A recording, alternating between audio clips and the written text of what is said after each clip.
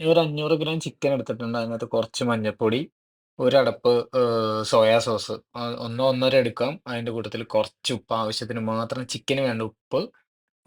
പിന്നെ ഒരു അടപ്പില് വിനാഗിരി, കുറച്ച് വിനാഗിരി എടുത്തിട്ട് അതിലേക്ക് ആവശ്യത്തിന് തൈര്.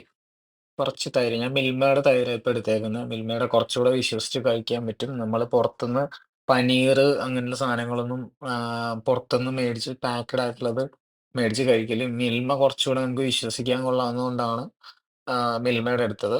ഇതിനകത്ത് നമ്മളതിന് ശേഷം നമ്മളൊരു കുറച്ച് കുരുമുളക്, ഒരു ചെറിയ മിക്സിയുടെ ജാർ എടുക്കുക, 2 പച്ചമുളക്, ഒരു 4 5 ഉള്ളി, ചെറിയ ഉള്ളി അരിഞ്ഞത് അതിനകത്തോട്ട് നമുക്ക് അത് നിങ്ങളുടെ ഇഷ്ടത്തിന് എടുക്കാം ട്ടോ.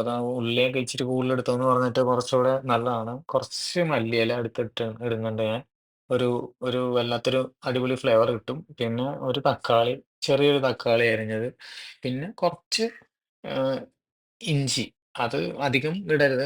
അതിന്റെ ഒരു ഇഞ്ചിയുടെ കുത്തലുണ്ടാവും. പിന്നെ കുറച്ച് വെളുത്തുള്ളി. വെളുത്തുള്ളി കുറച്ച് കൂടുതൽ യൂസ് ചെയ്യുന്നത് നല്ലതാ.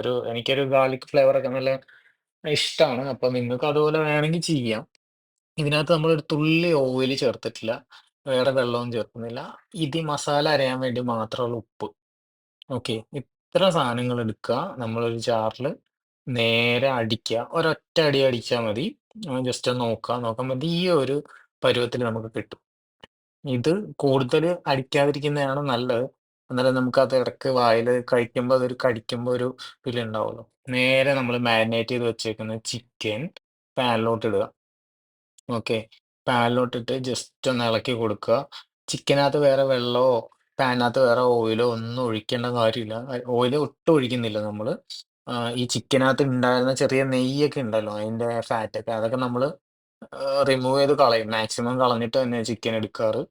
അതിനകത്തോട്ട് ഈ മാരിനേറ്റ് ചെയ്ത് വെച്ചേക്കുന്ന ഇതെല്ലാം കൂടി അതിനകത്ത് തൈരും കാര്യങ്ങളൊക്കെ ഒഴിച്ചേക്കുന്നതുകൊണ്ട് കുറച്ചൊരു ലിക്വിഡി ഫോമിൽ തന്നെ ആയിരിക്കും. അപ്പൊ അതുകൊണ്ട് പ്രശ്നങ്ങളൊന്നുമില്ല.